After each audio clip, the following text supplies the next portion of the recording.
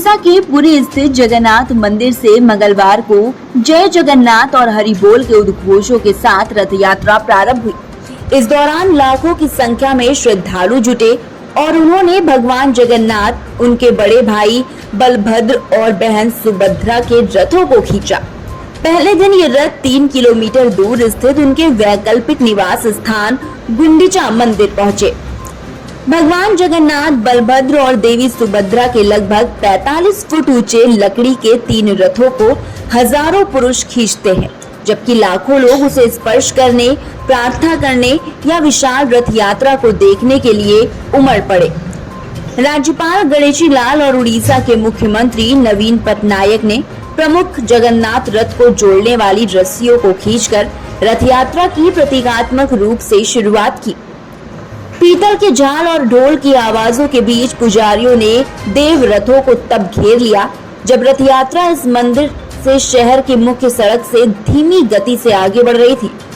जय जगन्नाथ और हरि बोल के उद्घोषों के बीच श्रद्धालु रथ यात्रा की एक झलक पाने के लिए उत्सुक थे और इस वार्षिक रथ यात्रा कार्यक्रम के लिए पूरी शहर में 10 लाख भक्तों के जुटने का अनुमान बताया जाता है। अधिकांश श्रद्धालु उड़ीसा और पड़ोसी राज्यों से आते हैं, तो वहीं विदेशों से भी कई लोग इस विश्व प्रसिद्ध रथ यात्रा में शामिल होने के लिए जुटे हैं। इससे पहले दिन में पुरी के गजपति महाराजा दिव्य सिंह देव ने भगवान जगन्नाथ और उनके 2 भाई बहनों के रथों को श्रद्धालुओं द्वारा खींचे जाने से पहले उन्हें साफ करते हुए झाड़ू लगाई। सफेद पोशाक पहने और एक चांदी की पालकी में लाए गए पुरी राजघराने के दिव्य सिंह देव बारी बारी से रथों पर चढ़े और एक सुनहरे हत्थे वाली झाड़ू का उपयोग करके रथों के फर्श को साफ किया। इस दौरान पुजारियों ने फूल और सुगंधित जल का छिड़काव किया। रथ यात्रा शुरू होने से पहले विभिन्न समूहों ने कीर्तन किया और रथ के सामने नृत्य किया। रथ यात्रा को सफल बनाने के लिए जिला प्रशासन और पुलिस ने सुरक्षा के कड़े इंतजाम किए। वार्षिक रथ यात्रा भगवान जगन्नाथ के 9 दिवसीय प्रवास का प्रतीक है। हर साल हिंदू पंचांग के अनुसार आषाढ़ यानी जून जुलाई के महीने में शुक्ल पक्ष की द्वितीय तिथि को ये आयोजित की जाती है। श्री जगन्नाथ मंदिर प्रशासन के प्रमुख प्रशासक रंजन कुमार दास ने कहा है कि भगवान की सेवा करने वाले सेवकों सहित सभी के बीच उत्साह स्पष्ट था और अनुष्ठान समय से पहले ही पूरे हो गए। बड़े भाई भगवान बलभद्र सबसे पहले मंदिर से बाहर आए, उसके बाद देवी सुभद्रा और बाद में स्वयं भगवान जगन्नाथ बाहर आए।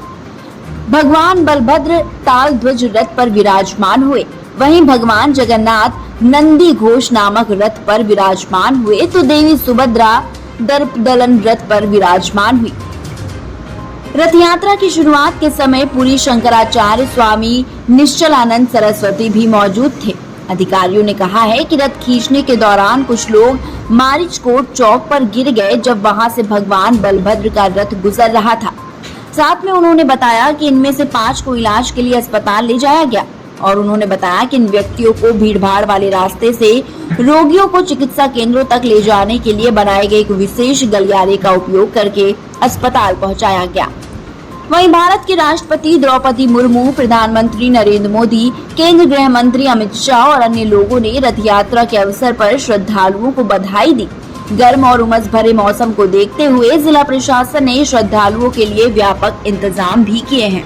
आपको बता दें कि हिंदू धर्म की मान्यताओं के अनुसार आषाढ़ के शुक्ल पक्ष के द्वितीय तिथि को भगवान जगन्नाथ, भाई बलभद्र और बहन सुभद्रा अपनी मौसी के घर जाते हैं। रथ यात्रा पुरी के जगन्नाथ मंदिर से 3 दिव्य रथों पर निकाली जाती है। सबसे आगे बलभद्र का रथ, उनके पीछे बहन सुभद्रा और सबसे पीछे भगवान जगन्नाथ का रथ होता है। इस साल जगन्नाथ यात्रा 20 जून से शुरू होकर 1 जुलाई को समाप्त हो रही है। पद्म पुराण के अनुसार भगवान जगन्नाथ की बहन ने एक बार नगर देखने की इच्छा जताई, तब जगन्नाथ और बलभद्र अपनी लाडली बहन सुभद्रा को रथ पर बैठाकर नगर दिखाने निकल पड़े। इस दौरान वे मौसी के घर गुंडीचा भी गए और यहाँ 7 दिन ठहरे। तभी से जगन्नाथ यात्रा निकालने की परंपरा चली आ रही है। नारद पुराण और ब्रह्म पुराण में भी इसका जिक्र है। मान्यताओं के मुताबिक मौसी के घर पर भाई बहन के साथ भगवान खूब पकवान खाते हैं। और फिर वह बीमार पड़ जाते हैं। उसके बाद उनका इलाज किया जाता है और फिर स्वस्थ होने के बाद ही लोगों को दर्शन देते हैं। भगवान जगन्नाथ रथ यात्रा से जुड़ी मान्यता है कि जो भी भक्त इस शुभ यात्रा में सम्मिलित होते हैं उन्हें 100 यज्ञों के बराबर पुण्य फल की प्राप्ति होती है। इस रथ यात्रा के बारे में कहा जाता है कि भगवान जगन्नाथ स्वयं अपने भक्तों के मध्य विराजमान रहते हैं। वहीं आपको बता दें कि भगवान जगन्नाथ, बलभद्र और सुभद्रा के रथ नारियल की लकड़ी से बनाए जाते हैं। ऐसा इसलिए किया जाता है क्योंकि ये लकड़ी हल्की होती है और इन्हें आसानी से खींचा जा सकता है। भगवान जगन्नाथ के रथ का रंग लाल और पीला होता है।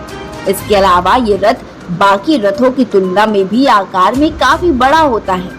उनकी यात्रा बलभद्र और सुभद्रा के रथ के पीछे होती है।